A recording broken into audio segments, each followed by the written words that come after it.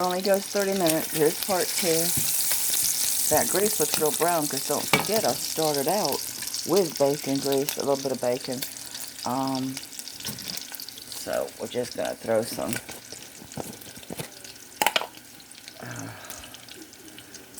let's just throw some spoonful of garlic in there. And again, I'm cheating. Even though I'm going to put some I don't know how many fresh onions. They all sprouted and I used them in my beef stew to get rid of them. I'm going to go ahead and put the onions. I always put a little bit, but I'm going to put more than usual since I don't have any fresh to put on top of the black beans when I serve it. So I'm just going to throw them in. I'm going to let this just simmer just a minute. Just a minute. Alright, it's been a couple minutes. They didn't have any Goya or the Iberia, so I got these. And I want this to be a little soupy. You want the juice. So I'm going to put like fill this can halfway up with some bottled water. I don't use tap in cooking. I wish I didn't have to shower or give them to my plants. Even my dog drinks bottled water because, yeah, it's disgusting. So I'm going to let this come to a boil. I'm going to turn this up. And y'all know the deal from here. Once it comes to a boil, starts to thicken up, I'm going to turn it down and put the lid on it so it don't go dry while the chicken's cooking. It's pretty straightforward. So that's been in there a minute. I'm just going to put the timer on for 25 minutes on the timer for the rice. I'll check back on this in about 10 minutes. This should have come to a boil. You know, I'll let it cook off a little bit of that. You know, concentrate that liquid a little bit down. You can smush them. Smush a few of them beans. And that's going to help add to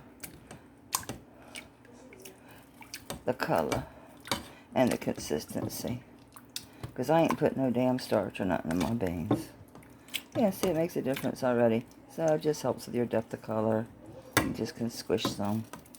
Alright, so that's it, ladies. I will show you the rest when it comes out the oven. I don't know that I can pause it this long. I will see. It's probably going to time out. It only takes 30 minutes at a time. But y'all get the idea. It'll take this a good minute to come to a boil because that's not cold water, but yeah. And I need to put up my onions and garlic and all this mess anyway. So honestly, I'm just going to have a part 3 to show it when it's done because my camera just stopped recording. I hit 30 minutes. So I use these together so much. I'll screw these 2 lids. I'll put them together and put my bread tie and literally put these in the freezer together because I'm always using them together anyway, 9 times out of 10. So and I have another bag of onions and I have fresh onions. Just like I said, it's just one of them days. And I do like the basmati or the jasmine, but I do have a big old tub of regular old rice. I rinse it though a couple times first, get all the extra starch off of it, and that helps it not be clumpy. I never owned a rice cooker. Nope, never owned one. And you'll see it comes out real good and real separate. It comes out real nice. It'll be fine. And it's better than on top of the stove because you know how that is.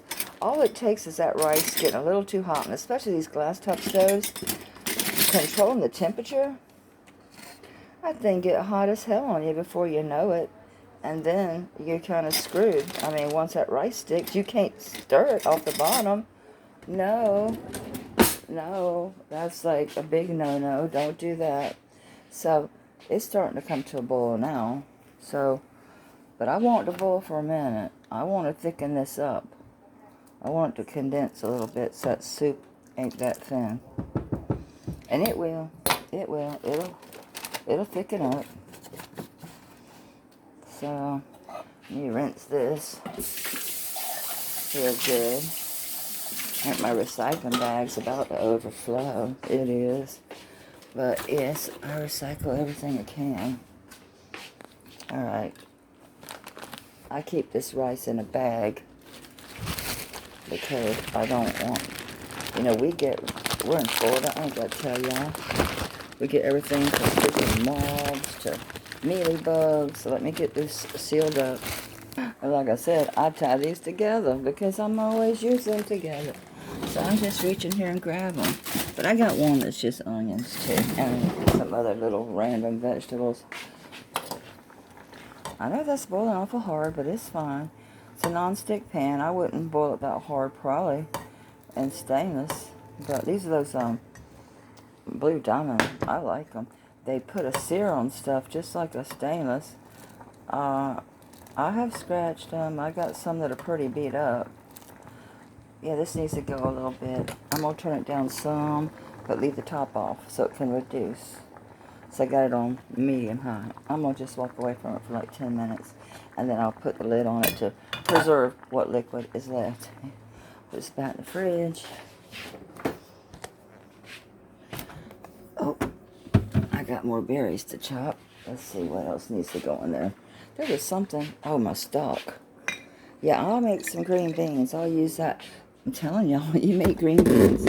Now, I make green beans. I put, yes, I put bacon, onion, and garlic in it.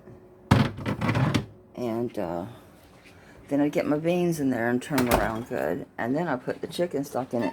Just where it covers it, you know, and turn them down real low. I use frozen. I don't use no canned vegetables except for like these black beans and another kind of bean. Oh, like the pork and beans for making baked beans. I will buy the can of sweet peas. I don't like frozen peas. They're always hard. No matter what you do, they're hard. That's a good little bubble. It ain't gonna go away to nothing fast. So I'll put my personal little timer on my phone. And I'm just gonna have to have a part 3 because this thing ain't gonna sit on pause for 20 minutes.